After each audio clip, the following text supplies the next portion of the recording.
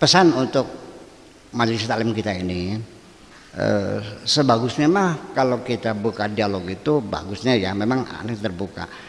Ini kita lagi baca masalah memori kan gitu. Cobalah fokus tanya jawabnya tentang sampai tuntas. Setelah selesai baru kita melebar ke masalah-masalah yang lain. Biasanya setiap dialog di mana saja satu ujung-ujungnya pertanyaannya tidak lebih bab sholat bab wudu. Kenapa? 14 abad lamanya kita belajar Islam hanya belajar bab sholat dan wudu, bukan sebagai guide of life. Ini satu. Yang kedua, dalam berdialog itu ada etika namanya adabul munadharah. Dalam berdialog itu coba giliran berbicara. Ketika lawan bicara mau ngomong, kamu dengarkan. Ketika kamu ngomong, kamu bisa mendengarkan. Kalau dua-duanya berbicara namanya bertengkar, bukan dialog. Etikanya lagi dalam berdialog, jangan pernah menyalahkan teman bicaramu. Nggak boleh dong. Salah itu nggak boleh, itu nggak etis itu. Jangan menyalahkan. Menurut pendapat saya, kan gitu. Temannya bilang hijau, menurut pendapat saya ini merah. Ketika didiskusikan tetap tidak ada pendekatan, ya sudah biarkan dua hal itu berbeda. Apa salahnya kita berbeda? Suruh siapa suruh sama nih? Allah nggak mau sama kok. Sebab kalau kita menyalahkan, satu contoh punten, Anda wajib wudu pegang Quran, lalu ada orang yang tidak wudu lagi, kamu salahkan, itu salah, kurang ajar. Lah, Anda jangan memaksakan pendapat Anda kepada orang lain dong. Karena masalah wudu ini mukhtalafun alaih, satu hal yang masih tidak ada kesepakatan. Jadi apa yang Anda yakini Anda lakukan. Ketika ada orang berbeda dalam fikih itu tidak pasti. Fikih itu adalah dugaan. Al fiqhu dzununun. Kalau dugaan pasti benar enggak? Tata keramanya kalau kita mengatakan berarti yang pegang Quran tidak wudu, berarti kita menyalahkan mazhab-mazhab lain. Etis nggak? Oke. Pegang istri batal nggak? Batal karena kamu mazhab Syafi'i. Kalau mazhab Maliki batal nggak? Yang benar mana? Nah itu dia. Yang kurang ajar pertanyaannya.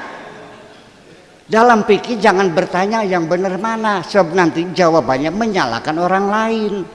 Kamu tega menyalahkan mazhab Abu Hanifah, menyalahkan Imam Hambali, menyalahkan Imam Maliki, tega?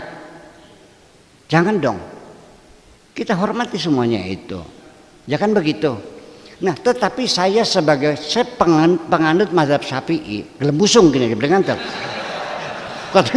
temenan gelembusung. Gelembusung bertengambung ya, dan saya konsekuen. Tetapi saya tidak bisa membohongi logika saya. Betul nggak? Awas. Saya ikuti, tapi saya tidak bisa bohongi bahwa nyenggol istri itu batal. Itu kan mazhab Syafi'i. Betul nggak? Mazhab Maliki batal nggak? Mazhab Hambali tergantung, kalau ada syahwatnya batal. Yuk kita uji sekarang. Andaikan Allah yang dimaksudkan itu secara pasti bahwa senggolan batal, akibatnya orang yang bermadzhab Syafi'i tidak bisa naik haji.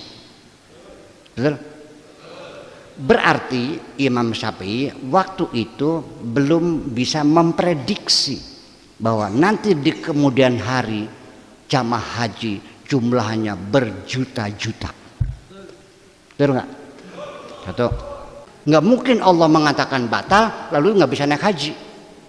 Jadi mazhab Syafi'i dipaksa harus pindah mazhab. Oke. Ini bukan lagi menghina mazhab, bukan ini. Kalau kita bicara itu Buya nih ngecek Imam Syafi'i. Ini beli paham. Masih pinter gak kita ngormati mazhab Imam Sirama? Karena aku lebih tahu hebatnya Imam Syafi'i daripada kamu. Kamu hanya modal fanatik saja itu semuanya. Aku lebih tahu hebatnya Imam Syafi'i. Aku sangat menghargai. Tetapi kalau Anda tidak percaya sama mazhab Syafi'i, silahkan tanya istri saya. Paham nggak?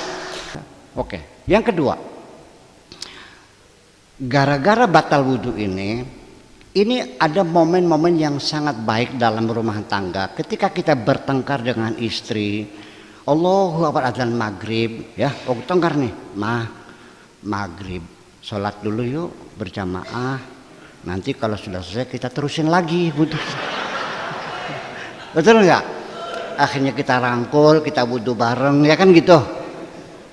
Bayangkan, sholatnya juga berdekatan, ya saling bersentuhan, nyaman kan? Tapi karena gara-gara batal, istri minta anduk dikewer, aja nyenggol. 2, oke? Yang ketiga, ketika istri kita sakit, siapa yang harus menceboki istri kita? Di sini satu persoalan. Paham nggak? Paham nggak? Jadi pikiran saya ini seperti itu. Paham nggak?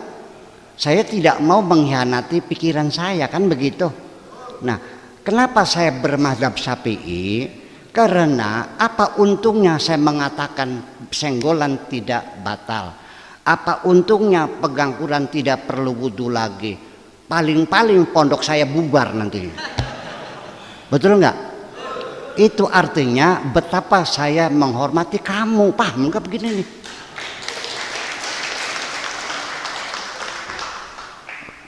Sudah masuk pikiran? Ya gitu. Jadi begini, kita dalam berpikir itu harus jujur. Kita punya perasaan juga harus jujur. Ya kan begitu? Jangan kalah belenak. Ya kan? Bagaimana kata orang? Ngapain? Kan gitu. Coba kita rawat hati, perasaan, akal kita ini supaya nyaman. Dan terakhir saya ketahuilah bapak-bapak ibu sekalian, pengajian saya tidak mau menyalahkan siapapun. Paham? Semuanya saya hormati. Saya menganjurkan kepada santri saya untuk berbuat baik. Berbuat baiklah sesama kita. Ayo kita berbagi kebahagiaan. Dan jangan pilih kasih melihat beda agama, beda warna kulit, beda bahasa, beda suku. Semuanya adalah hamba Allah. Orang yang mencintai Allah adalah pasti akan mencintai semua makhluknya.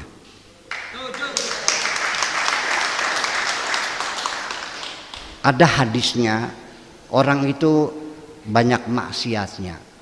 Dia masuk surga hanya karena gara-gara dia melihat kucing kecil yang kedinginan. Dia peluk, ya, sampai ke rumah, dibersihkan, dilapin. Allah berterima kasih kepada kucing yang kedinginan yang dia berikan kasih sayang itu. Nah, sekarang mungkin enggak umat Islam suatu ketika di Sungai Cimanuk ada orang tenggelam, tolong, kamu agamanya apa? Kristen, masa bodoh loh gitu. Apa seperti itu umat Islam? Betul nggak?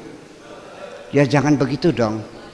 Kalau pikiran kita seperti itu, saya khawatirnya satu, anak cucumu akan meninggalkan agama ini. Iya. Siapapun berbuat baik, tolonglah hormati mereka. Jangan melihat agamanya apa, jangan melihat sukunya apa, siapapun. Ya, ada orang yang sangat baik sekali. Seumur hidup tidak pernah menikmati kehidupan ini, menimang-nimang penderitaan anak-anak dunia yang sengsara. Namanya Bunda Teresa.